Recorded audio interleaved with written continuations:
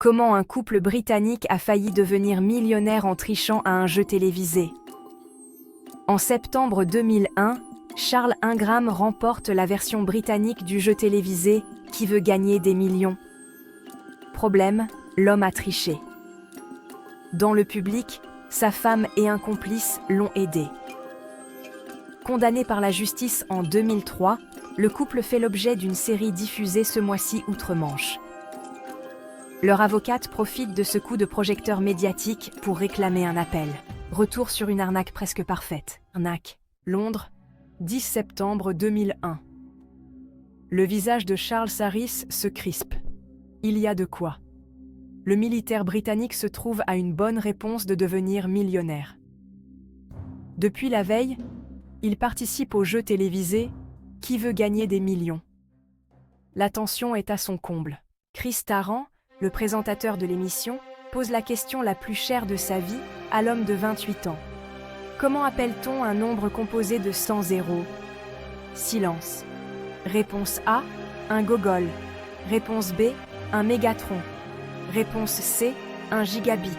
Réponse D, un nanomol. Charles Harris se mange les ongles. Son regard balaie le public. Il finit par se décider. Je vais tenter le Google, et c'est mon dernier mot. Les lumières se tamisent. Un frisson parcourt l'audience. Explosion de joie. Charles Harris vient de remporter 1 million de livres. Il fond en larmes. Des cotillons de carnaval tombent du ciel. Le public est debout. Une belle histoire, n'est-ce pas? Eh bien non. Derrière ce pseudo-conte de fées se cache une des plus grosses arnaques de la télévision britannique. En 2003, Charles Harris, son épouse et un complice sont condamnés à une peine de 18 mois de prison avec sursis. L'affaire a eu un tel retentissement outre-Manche qu'elle a été adaptée et diffusée sous forme de série en avril 2020. Son titre ? Quiz. Ce retour sous les feux des projecteurs est mis à profit par leur avocate, qui demande que l'affaire soit de nouveau jugée. L'affaire est pleine de trous, assure maître Rona Friedman au journal britannique The Daily Mail, quelques jours avant la diffusion. Elle doit être jugée en appel à mon sens. Pour comprendre le processus, revenons en 2001. Charles Harris ne paie pas de mine avec sa calvitie naissante, mais rien en lui n'inspire le soupçon. Le candidat fait mine de tergiverser devant les caméras de télévision. Il répète les questions posées par le présentateur. Et, toujours, il choisit la bonne réponse. Comment fait-il? Personne ne l'a remarqué lors du tournage. Pourtant, chaque fois que l'homme répète les propositions, lorsqu'il hésite entre plusieurs réponses, un léger bruit se fait entendre dans le public.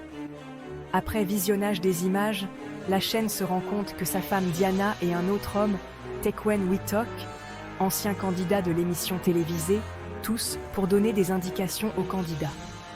La production n'est pas dupe. Elle refusera de payer le militaire et dépose plainte. 2 ans plus tard, la sanction tombe, Diana et Charles Ingram, ainsi que Tequan Whitlock, sont condamnés respectivement à 18 et 12 mois de prison avec sursis pour fraude.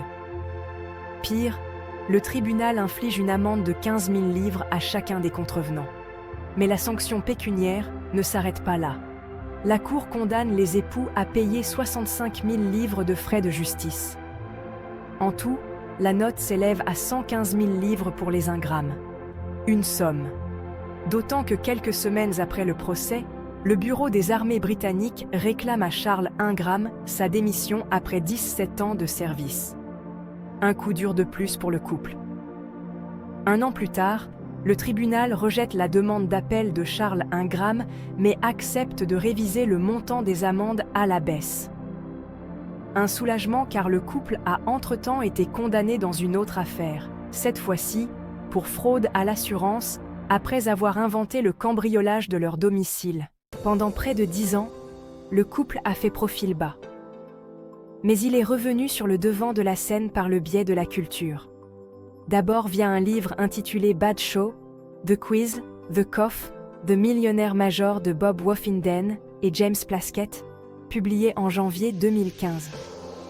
Puis grâce à une pièce de théâtre, Quiz, créée par James Graham, qui revient, lui, sur la vie du couple après sa condamnation.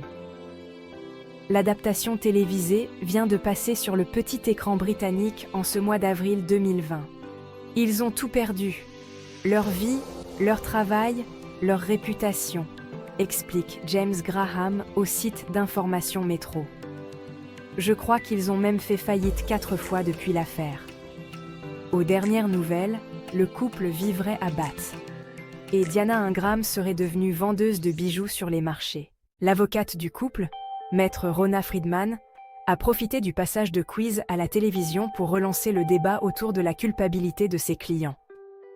En effet, dès 2015, un journaliste du quotidien britannique The Guardian avait mis en doute les éléments de l'accusation. Il n'y a jamais eu de conspiration, tout ceci est ridicule, lâche l'avocate dans les colonnes du Télégraphe. D'après maître Rona Friedman, la production de l'émission a pu produire ses preuves sans qu'elles ne soient soumises à la police scientifique, ce qui porte atteinte aux droits de l'accusation. Cette fois, elle espère obtenir un appel et donc un nouveau procès pour le couple Ingram. Et qui sait, peut-être finiront-ils par vraiment rafler le million d'euros promis au vainqueur de l'émission ? En tout état de cause, cette nouvelle sortie médiatique ressemble à un joli coup de com'. Que pensez-vous de cette histoire ? Dites-le nous en commentaire. Mais aussi, nous tenons à vous dire que votre soutien est essentiel pour davantage créer des vidéos avec des histoires vraies, émouvantes, merveilleuses et captivantes. Alors merci de vous abonner, d'aimer et de partager massivement. Comment un couple britannique a failli devenir millionnaire en trichant à un jeu télévisé ?